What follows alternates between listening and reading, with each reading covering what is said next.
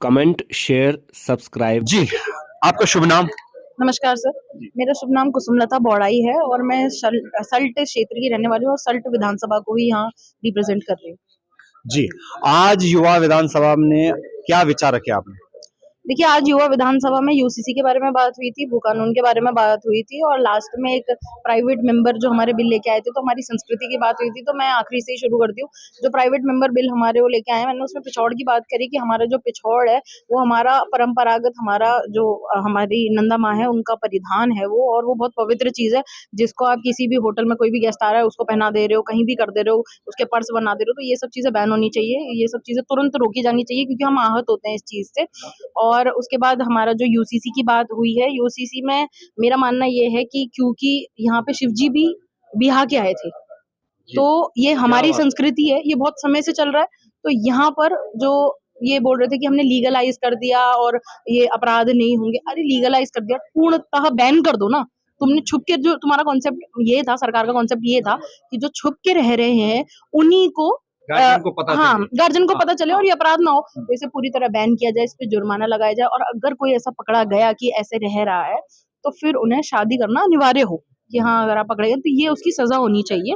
ये मेरा मानना था। और दूसरा उसमें जो स्थायी निवास का है, अगर आप किसी भी प्रदेश में जा रहे हैं, 1 साल, 2 साल, 3 साल वहाँ रह रहे हैं, तो आप वहाँ के स्थायी निवासी हो ही जाते हैं। लेकिन मेरा कॉन्सेप्ट ये था कि मूल निवास आना चाहिए। और यहीं पर मैं भू कानून की भी बात करती हूँ कि मेरे लिए भू कानून का कोई अस्तित्व नहीं है जब तक कि मूल निवास 1950 नहीं आएगा। और मूल निवास 1950 ऐसा नहीं है कि हम कुछ नया मांग रहे हैं। हमारे साथ जो छत्तीसगढ़ जो राज्य बना था और झारखंड जो राज्य बना था, वहाँ मूल निवास दे दिया गया, लेकिन हमें नहीं दिया गया। और जबकि हमारे आंदोलन की वजह से वो राज्य बने थे, लेकिन उन्हें दे दिया गया मूल निवास और हमें उससे वंचित रखा गया। तो ये चीज़ बहुत गलत है और जब तक मूल निवास नहीं आ जाता, तब तक भू कानून का कोई अस्तित्व नहीं है। जी, एक प्रश्न और है कि उत्तराखंड के स्कूलों में उत्तराखंडी बोली भाषा एक विषय के रूप में होनी चाहिए? बिल्कुल होनी चाहिए। देखिए, उत्तराखंड जो है, यहाँ पे बहुत अलग-अलग तरह की भाषा हैं। तो जो जिस क्षेत्र में जिस तरह की भाषा है, जैसे जौनसार में जौनसारी और कुमाऊँ में कुमाऊनी और गढ़वाल में गढ़वाली, इस टाइप की भाषा। और मेरे हिसाब से तो ये 10th तक होनी चाहिए, क्योंकि अभी मुझे सूचना मिली है कि कई जो हमारे सरकारी स्कूल हैं, उनमें पंजाबी जो है 10th तक, जैसे आप यहाँ देख लो उत्तराखंड में केवी है, यहाँ पंजाबी 10th तक एज़ अ सब्जेक्ट कंपल्सरी है। क्यों भाई? आप हमारे बच्चे को पंजाबी में परफेक्ट कर रहे हो, उसे पंजाबी से प्यार होगा, वो आगे जाके पंजाबी में बोलेगा।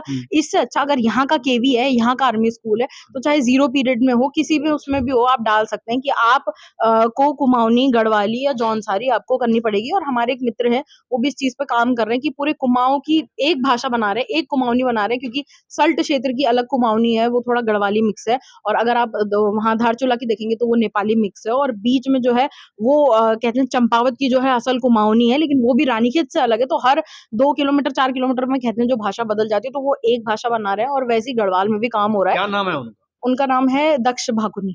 दक्ष भाकुनी। जी, क्या बात! जी, वो बहुत अच्छा कार्य कर रहे हैं इस चीज़ पे और लगातार मुखर भी हैं कुमाऊँ से इस चीज़ पे। तो बहुत हमें उम्मीद है उनसे कि वो बहुत जल्दी बहुत अच्छा कॉन्सेप्ट लेके आएँगे। और हमारी जो सरकार है, हम कहीं न कहीं हमें लगता है कि हम अपने मकसद में कामयाब होंगे। हाँ, अभी आधा है, पर पूरा भी ज़रूर जल्दी आएगा। राज्य में रोजगार की स्थिति क्या है?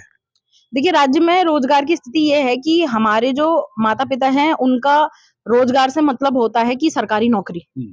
जिसमें घोटाले हो रहे हैं और अभाव हो रहा है। और दूसरी तरफ राज्य के जो बच्चे हैं, वो जो रोजगार चाह रहे हैं, वो ये चाह रहे हैं कि हमें 10-12 हज़ार भी अपने घर के पास मिल जाता, तो ज़रूरी मतलब हम हमारे लिए ठीक था, हमें दिल्ली नहीं जाना पड़ता, क्योंकि लगभग लड़के जो हैं होटल में हैं। लेकिन उत्तराखंड में ये प्रावधान नहीं है कि होटल में यहीं के 75% आप लो। और क्या कहते हैं, जैसे कि जियो आए हुए हैं कंपनी के, जैसे सिडकुल वगैरह है, वहाँ पे भी आपको है कि आपको 50% यहीं का लेना होगा। लेकिन आज की स्थिति ये है कि आप लेबर क्लास में भी बहुत कम कंपनियों में 50% उत्तराखंड के लोग हैं। हायर क्लास में तो आप ले ही नहीं रहे हो। तो ये स्थिति हमारे उत्तराखंड की, मतलब उत्तराखंड में जो पहाड़ी समाज है आज के टाइम में, उसे दूसरा नागरिक अपने ही मतलब हमारे घर में हमसे कहा जा रहा है कि तुम्हें अधिकार नहीं है। तो ये कहीं न कहीं इस राज्य की असंतुष्टि, पहाड़ की जो जो गठन जिस लिए हमारा राज्य हुआ था, उसकी असंतुष्टि दिखाता है। और मैं कहना चाहती हूँ सरकार से आपके माध्यम से कि हम पाषाण काल के व्यक्ति नहीं हैं, कि हमें आपने क्या बोलते हैं अभिव्यक्ति की आजादी का अधिकार नहीं है। आप देखो मीम बनाने पे या फिर न्यूज़ शेयर करने पे अरेस्ट हो जा रहे हैं। हाँ। उसके बाद स्वास्थ्य का अधिकार नहीं है, हमें शिक्षा का अधिकार नहीं है। तो क्या हम पाषाण काल में रह रहे हैं क्या कि हमें ये चीज़ों का अभाव आज भी हो रहा है? तो ये गठन हमारा इसीलिए हुआ था। तो हमारी जो नींव है, अभी तक 25 सालों में हमारी नींव नहीं रखी गई है। तो पहले सरकार को इन्हीं मूलभूत चीज़ों पे काम करना चाहिए। ये रेफर सेंटर मतलब लोग बीमार तो बाद में होंगे, हमारे तो अस्पताल ही बीमार पड़े हैं। तो ये चीज़ें बहुत चीज़ें हैं काम करने के लिए, लेकिन मैं कहती हूँ कि ये 3 चीज़ें पहले आप वो करिए, लेकिन ये चीज़ें भी अपने आप आ जाएँगी अगर भू कानून लागू होता है मूल निवास के बाद, तो ये चीज़ें भी अपने आप ही आएँगी। तो मैं सरकार से अनुरोध करूँगी कि भू कानून को कड़क बनाएँ, कंडाली की तरह, इसको पीरुल की तरह सूखा-सूखा ना बनाएँ। क्या बात, बहुत बहुत धन्यवाद और आपका उज्जवल भविष्य इसी तरह आगे बढ़ता रहे और युवा विधानसभा में आप अपने विचार रखते जाएं। धन्यवाद, शुक्रिया। देखिए युवा बोल रहा है।